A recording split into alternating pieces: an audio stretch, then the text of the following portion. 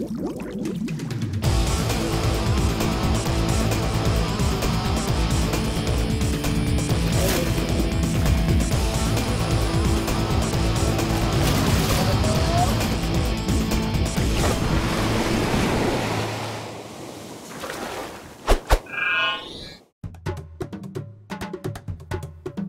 sore para penggemar mancing mania dimanapun berada.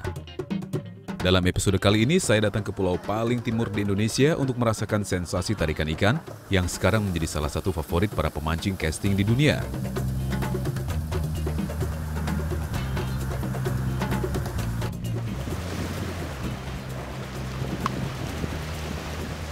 Nih, hari ini saya lagi di Kaimana. Saya beda banget nih sama di Jawa yang masih hujan, di sini panasnya minta ampun, di sini kemarau Papua. Saya mau langsung berangkat ke Teluk Etna. Nanti saya mau tinggal selama 1 minggu di sana. Saya mau cari mama-mamanya black bass. Saya mau cari predatornya Sungai Air Payau. Persiapan kali ini harus dilakukan dengan sangat detail dan harus dipastikan tidak ada yang tertinggal. Maklum, setelah nanti sampai di kampung, tidak ada sinyal dan alat komunikasi. Setelah dipastikan tidak ada yang tertinggal, Speed pun segera berangkat dengan cuaca yang masih belum kondusif. Perjalanan menuju Etna akan ditempuh selama kurang lebih 5 jam.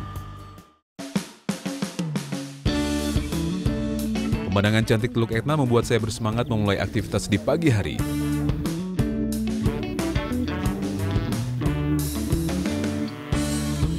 Dengan persiapan dan istirahat yang cukup, saya pun mencari monster-monster Sungai Payau di wilayah Papua Barat ini. Hari ini saya udah sampai di Teluk Etna. Saya rencana mau mancing saya sendirian karena partner saya nggak jadi datang. Tadi malam saya sudah nyampe udah malam banget, jadi istirahat. Pagi kita langsung go. Ini tetap nih, saya mau cari black bassnya Papua karena buat saya, menurut saya ini masih surganya mancing di daerah sini.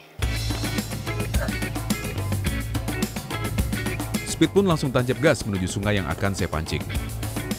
Dengan pengalaman segudang dalam mencari ikan di daerah Etna, saya sangat yakin akan mendapatkan hasil yang memuaskan jika diantar Pak Domingus sebagai motoris. Kaimana mempunyai puluhan sungai yang masih sangat alami. Cara tangkap menggunakan alat tradisional membuat hasil sungai dan laut di daerah ini masih sangat berlimpah. Nih, depan nih, salah satu perjalanan tersulitnya nih. Jadi untuk sampai spot kita harus ngelewatin. Jadi ini ada dangkalan. Jadi ombaknya tuh gila-gilaan biasanya di sini. Jadi emang harus orang yang benar-benar ngerti banget untuk ngelewatin tempat ini. Kalau enggak, udah banyak banget kapal yang terbalik di sini. Inilah salah satu alasan kita harus pandai memilih motoris untuk memancing di suatu daerah. Dan biasanya saya mengandalkan motoris lokal yang memang sudah berpengalaman. Di samping lebih mengetahui lokasi yang berbahaya, biasanya ia juga lebih tenang dan dapat membantu menghadapi masalah yang datang dari daerah sekitar, baik dari alam maupun manusia.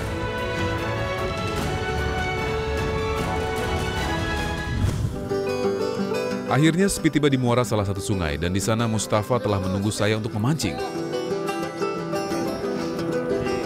Hari ini saya mau ditemuin sama Pak Mustafa.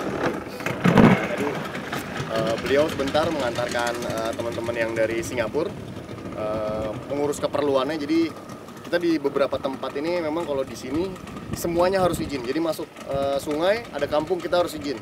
Di laut pun kalau misalnya emang di situ ada perkampungan, kita harus izin. Kalau nggak gitu, masyarakat yang tidak terlalu suka akan marah. Dan di beberapa kampung di sini memang punya patokan harga ya Pak Mus ya. Jadi ada retribusinya ibaratnya kalau kita masuk. Jadi berhubung kita sudah aman, kita udah izin ke semua daerah, di kampung kita udah aman ya Pak Mus ya. Aman. Jadi kita bisa mancing dengan tenang ya. Aman, iya. Oke, sekarang kita tinggal berharap ikannya aja nih masih bagus. Biasanya sih bagus di sini.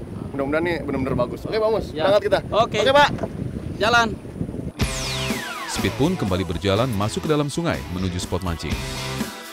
Lemparan demi lemparan saya dan Mustafa lakukan.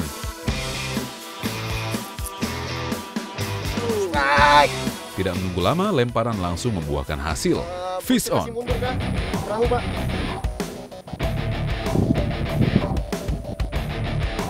Agresivitas sambaran sedikit merepotkan saya untuk menaikkan ikan. Dengan sedikit bantuan dari motoris yang mengarahkan speed, ikan pun berhasil saya naikkan. Mangrove jack merupakan penghuni asli air payau. Dengan terdapatnya ikan ini berarti habitat lingkungan di sungai ini masih sangat terjaga. Nih, langsung tiba di spot, langsung lempar, one cast, one strike. Mangrove jack lumayan.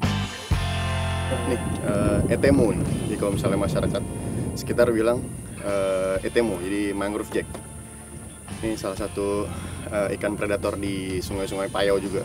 Ya, oke. Gede nih. Wih, strike. Belakang saya strike. Mantap, serius. Belakang strike Pak Mus. Oke, mana? Strike. Ternyata Mustafa juga mendapatkan sambaran. Halo Mus. Oh, mangrove jack. Sama. Sini. Rumahnya mangrove jack. Sama seperti saya, seekor mangrove jack berhasil dinaikkan. Mancing mania, mantap. Oke, kita rilis. Oke. Selamat. Dia strike lagi. Strike. Kita nggak kasih kameramen hari ini buat istirahat tidur. Jangan kasih jeda. Sepertinya kami parkir di tempat yang tepat.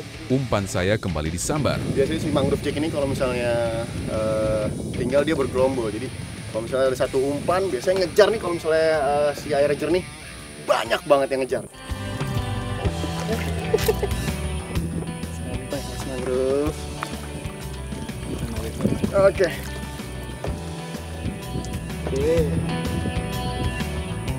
Biasanya emang dia hidupnya di batang-batang juga hampir sama black bass. Cuman memang kadang dia lebih agresif buat nyamber umpan biasanya. Ini ada juga yang suka bilang somasi merah. Jadi black bass itu somasi hitam, ini somasi merah. Oke, mantap.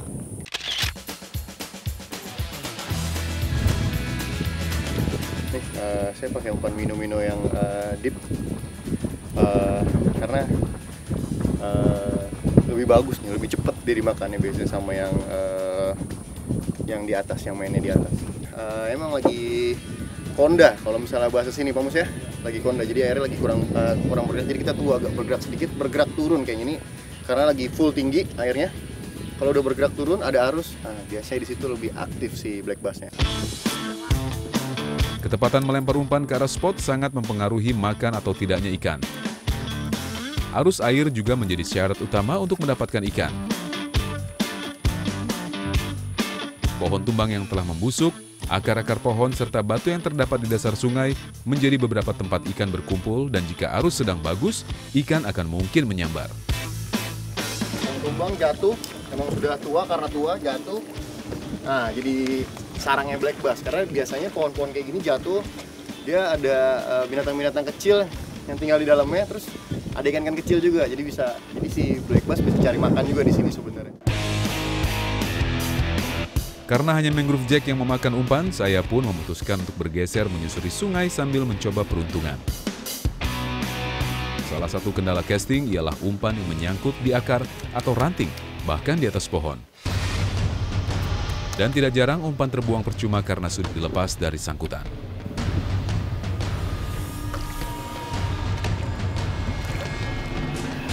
Umpannya Pak Mus nyangkut. Jadi tadi saya bilang kan kalau misalnya spotnya si black bass ini biasanya emang banyak kayu di bawahnya, minyak ranting kayu di bawahnya. Jadi umpannya nyangkut, terus padom Inggris dia mau coba menyelamatkan umpannya karena sayang katanya. Jadi nah, tiba-tiba nyebur aja, kita juga kan tahu tiba-tiba nyebur. Terima kasih Om.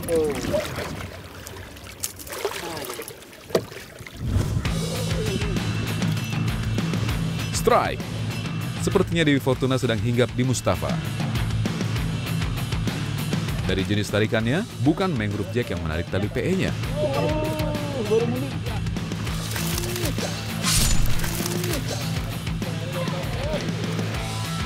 Akhirnya seekor kakap putih melompat untuk melepaskan diri.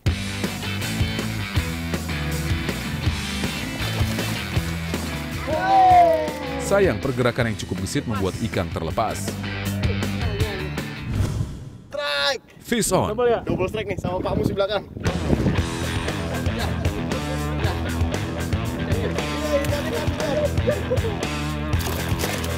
Pergerakan ikan membuatnya saling menyangkut. Mangrove sama kue kecil, lumayan.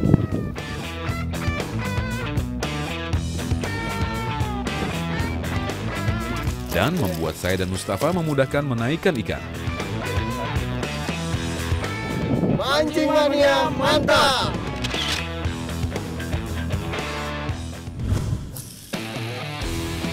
Mancing kembali saya dan Mustafa lanjutkan.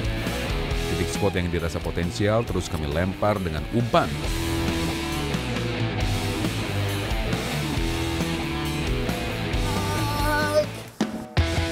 Fish on. Memang ini benar-benar surga untuk casting. Sepertinya lebih banyak ikan dibandingkan manusianya di sini. Lempar ke segala arah umpan tetap dimakan. Iya, akhirnya saya mendapatkan barramundi yang saya cari-cari, tapi saya pengen yang besar, jangan yang kecil. Akhirnya ikan yang menurut saya sangat sulit untuk didapatkan berhasil saya naikkan. Mantap! Kakap putih atau barramundi merupakan ikan yang hidup di muara-muara sungai. Ikan ini termasuk ikan yang susah-susah gampang untuk dipancing. Barramundi, nggak terlalu besar, tapi memang ini salah satu ikan favorit saya. Ikan payo favorit saya. Selain rasanya nikmat, tarikannya juga cantik, dia lompat-lompat kalau mau melepas. Ini barramundi nih, dia nggak ada giginya nih. Dia cara mangsanya dia hisap biasanya. Yang berbahaya ini sebenarnya kiri kanannya ini tajam, yang biasanya mutusin tali-tali kalau misalnya kita mancing. Barramundi ini sebenarnya lebih aktif malam hari. Kita lihat, kalau kita bisa lihat matanya dia nyala. Di sini orang-orang sebut mata kucing karena matanya seperti kucing. Jadi kalau misalnya kena sinar dia nyala. Oke. Ini Pak lagi. Strike. Fish on. Strike. Dapat masuk lagi Pak, mundur Pak. Kali ini sepertinya ikan besar yang menyambar umpan saya. Mundur Pak, banyak besar Pak, besar saya lihat. Hei, double strike. Double strike. Sementara saya bertarung dengan ikan, Mustafa di belakang juga mendapatkan sambaran. Double strike.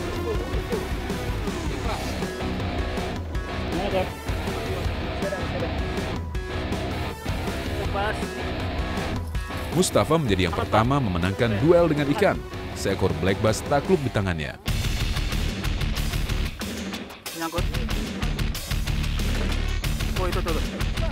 Dalam situasi seperti ini, kerjasama dengan motoris harus dilakukan.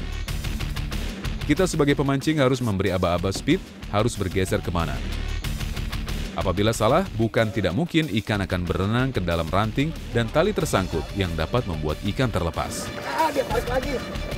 Pak, mundur lagi Pak, mundur Pak. Pak, mundur Pak, jangan sampai dia sangkut Pak.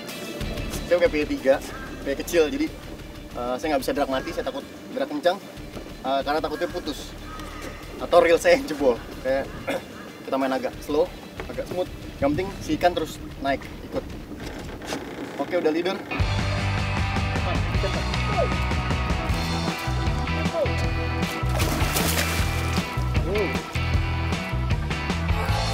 Dan seekor ikan black bass berukuran besar berhasil naik ke atas speed. Mantap!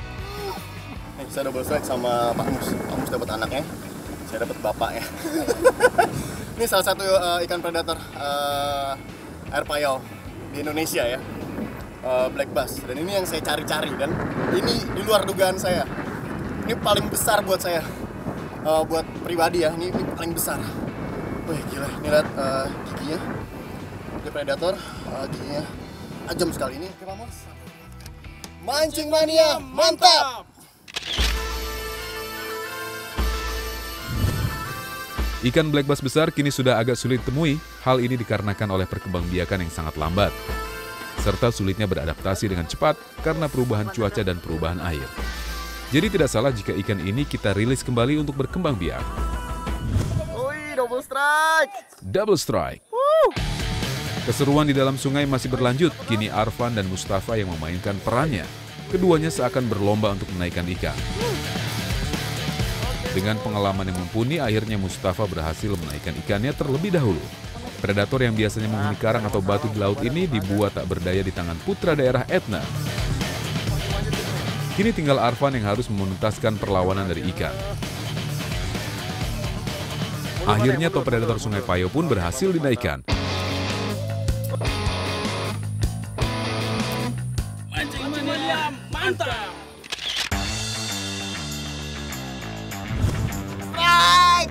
Fish on.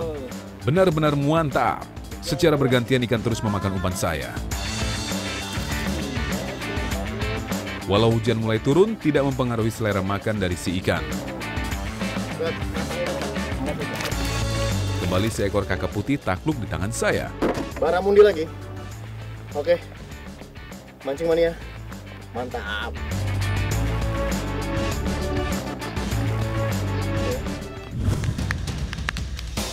Cuaca yang semakin tidak bersahabat membuat saya dan tim harus segera kembali. Sepertinya gelapnya langit dan mulai derasnya hujan yang turun menjadikan perjalanan pulang saya tidak akan berjalan mulus.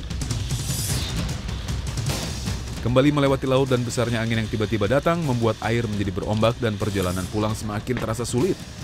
Namun saya tidak terlalu khawatir karena Domingus sang motoris sudah sangat berpengalaman di cuaca seperti ini.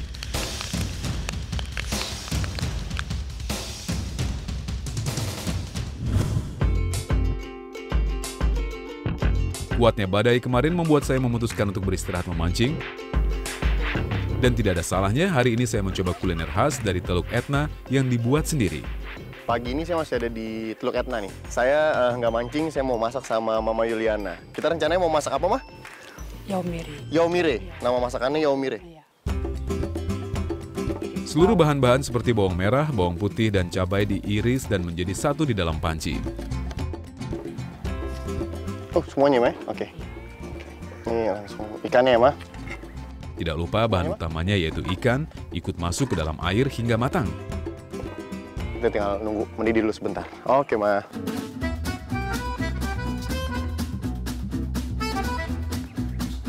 Setelah ikan matang, Mama menyiapkan sagu yang akan dimasak ke dalam wajan. Selama memasak sagu terus aduk agar tidak menggumpal. Setelah sagu dirasa cukup matang, kuah ikan dituangkan ke dalam sagu yang terus diaduk.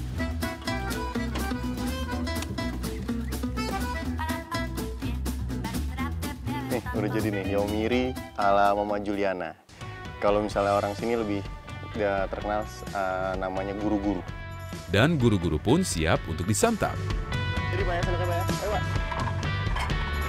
Walau terlihat sederhana, tapi rasa dari masakan ini sangat nikmat. Selain itu, manfaat dari makanan juga sangat banyak.